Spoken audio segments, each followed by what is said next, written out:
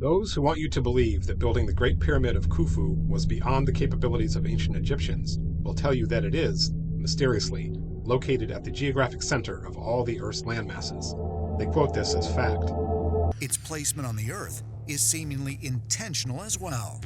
If you pass a great circle from the Great Pyramid through its cardinal and its ordinal directions, what you find is that these circles will pass through more landmass of the Earth than any other location on the Earth. You find that the Great Pyramid is essentially located at the centre of the world's landmass. Sorry, Virginia, but that's simply wrong.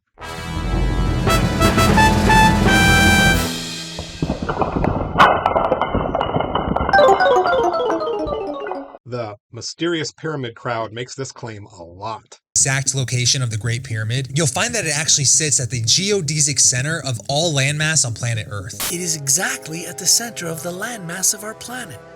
And power they use to build pyramids are so advanced that it is far beyond our capabilities in the 20th. I've discussed interesting facts, such as that the Great Pyramid of Giza just so happens to be located at the exact geographical center of all landmass of planet Earth. But I mean, do you think that that's a coincidence? I mean, what are the odds of that? That the biggest and most mysterious structure in the history of mankind just so happens to be located in the one spot on planet Earth that is unique in of itself. Oh, look, see, he's got his fedora back there. That's how you know he's a modern Indiana Jones. Off on another great adventure. So, blah, blah, blah, blah, blah. Great Pyramid at the center of the Earth's landmass, blah, blah, blah, blah, blah. The reason they like saying this so much, of course, is that mainstream archaeology tells us that no one who was alive on the Earth in 2500 BC would have been able to locate the geographical center of the Earth's landmass. So by virtue of the pyramid occupying such a unique spot, it becomes obvious that everything you've been taught about history is wrong. Is this where I practice my eye roll? So where does this claim come from? Surely it's a well-established fact, right? The claim, as it's presented by Ancient Aliens and all the YouTubers who parrot Ancient Aliens, apparently comes from a book written by Scottish astronomer Piazzi Smith. Piazzi? Is that how you pronounce his name? Piazzi? In 1874, a book entitled Our Inheritance in the Great Pyramid. So this is not a secret source. It is right there on the Wikipedia page that this guy features in his video.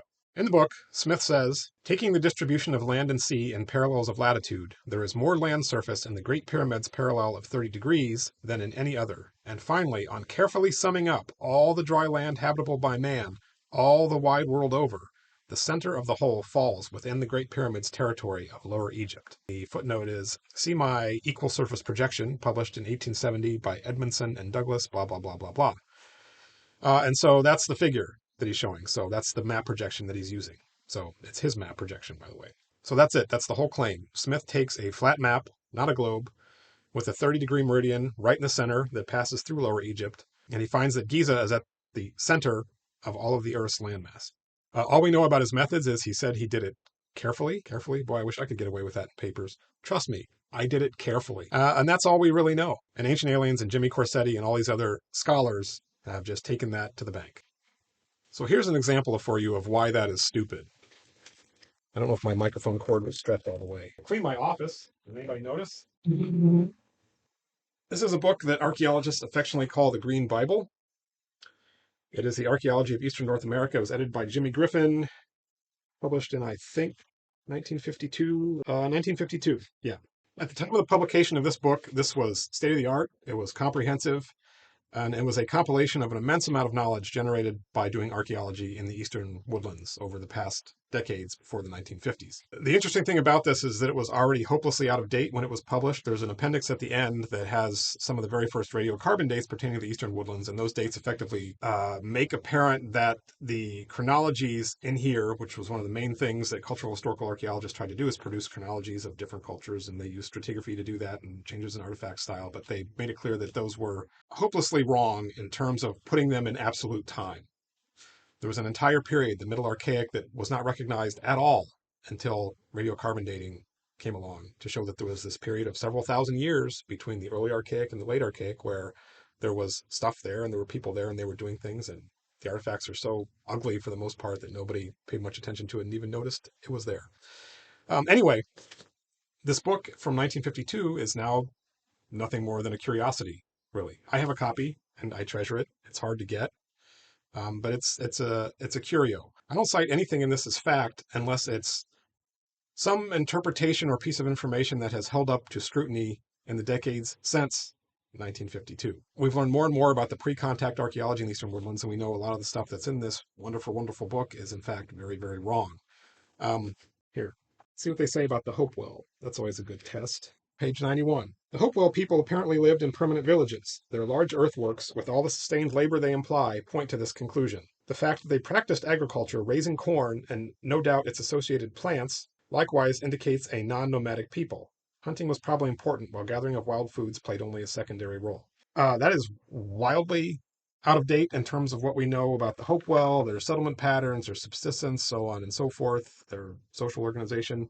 Nevertheless, that is a fact as cited in this book. If I were to just put that in a paper and cite that 1952 conclusion and say, that's it, the science is done, it's good, I would be laughed right out of my profession.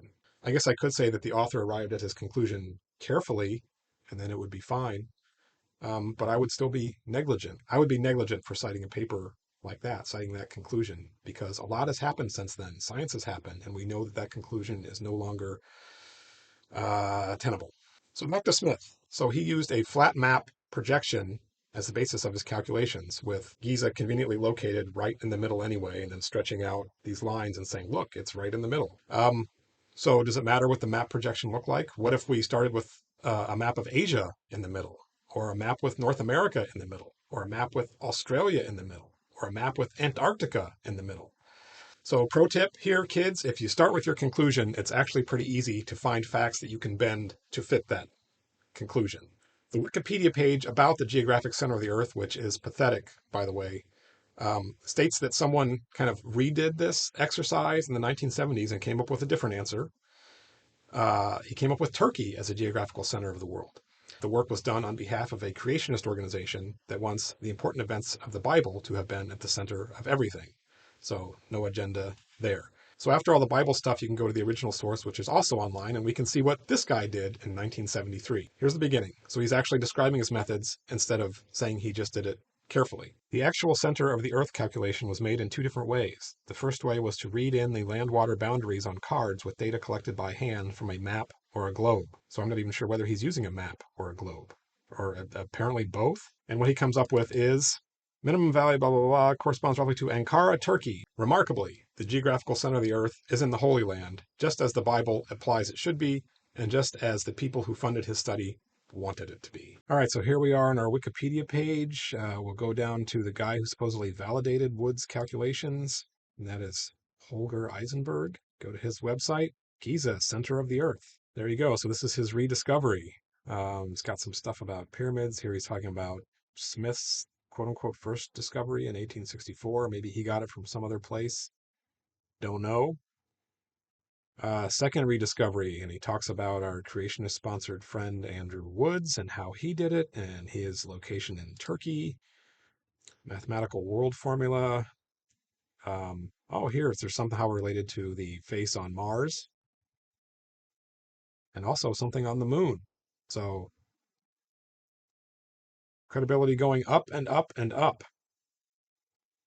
So he uses satellite data and he does something with it, and then he discovers that, yeah, so the geographic center is in Turkey, unless you start raising the ocean levels of the world to simulate Noah's flood. And then as these areas disappear, the floodwaters come in, and then that geographical center shifts toward where the pyramid is. And that's the answer that you get when you raise the sea level a whopping 178 meters. So you can put that in your Meltwater Pulse 1B pipe and smoke it. You guys, here, you've got your confirmation. Those are the circumstances where you can shift it from Turkey back down to where it belongs, at the pyramid. And here's your water level. We've got your Sphinx there. Maybe that's why it's so eroded, because it was completely under the ocean and just the top of the pyramid sticking out. That's the company you're keeping with that claim. So fantastic. Just to be clear, I'm not saying the Giza pyramid is not a fantastic, amazing structure. It clearly is, and it deserves the attention that it gets as far as its architecture and its place in history and so on and so forth. The true things about it are actually more impressive than the fake ones. So let's get rid of the fake ones. It's ironic that these people who so often claim that mainstream science is getting it wrong are so willing to just reach back into time and pick out whatever they can find that fits the story that they want to tell. You know, what makes a fact right in these cases is that it resonates with the scenario that they're trying to sell you. That's it. They don't check the sources, they just salivate. That's interesting. I'm going to put that in.